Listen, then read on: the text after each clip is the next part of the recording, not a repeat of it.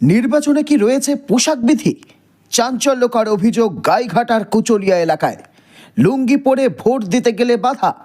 অভিযোগ কেন্দ্রীয় বাহিনীর বিরুদ্ধে। অবশেষে নাতির প্যান্ট পরে ভোট দিতে হলো এক দাদুকে। এই ঘটনাকে ঘিরে উঠছে প্রশ্ন, ভোটাধিকার প্রয়োগে কি সত্যিই রয়েছে পোশাকের নিয়ম? গাইঘাটা থেকে উঠে আসা এই ঘটনা ঘিরে শুরু হয়েছে তীব্র বিতর্ক। ওখানে আমরা উপস্থিত ছিলাম, কিন্তু কেন্দ্র বাহিনীর বক্তব্য ছিল যারা লুঙ্গি পরে আসবে তাদের ভোট দিতে দেওয়া হবে না।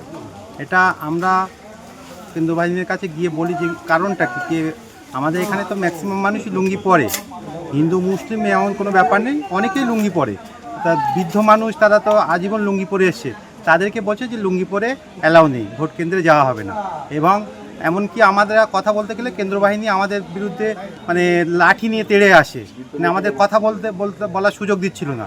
তারপরে অনেক আমজনতা একত্রিত হয়ে যখন প্রতিবাদ করলো, তখন তারা বলল ঠিক আছে আমরা এটা বিবেচনা করে দেখছি। তারপরে কিছু মানুষকে লুঙ্গি পরে অ্যালাউ করেছে, কিন্তু প্রথমে 2-1জনকে সকালের টাইমে যারা লুঙ্গি পরে এসেছিলো তাদেরকে ভোট দিতে দেয়নি। তারা বাড়ির থেকে আবার পুনরায় লুঙ্গি চেঞ্জ করে প্যান্ট পরে এসে তারা ভোট দিয়েছে, ঠিক আছে। এবং 3 থেকে 4 জন কিন্তু এইভাবে বাড়ি তাদেরকে পাঠিয়ে দেওয়া হয়েছিল। তারা অসহায় হয়ে বাড়ি ফিরে গিয়েছিল।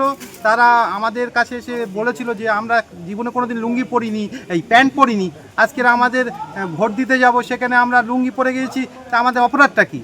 বাধ্যতা হয়ে অপরের কাছ থেকে প্যান্ট চেয়ে নিয়ে এসে তাদেরকে ভোট দিতে হয়েছে। আপনার নাম? আমার নাম আবুল হাসেম মণ্ডল। গ্রাম কুচুলিয়া। না, আমার প্যান্ট আর থাকে সেই কোনকালে ইমামবেলা। ভোট দিতে পেরেছেন? হ্যাঁ, পেরেছি। প্যান্ট পরে গিয়ে তারপর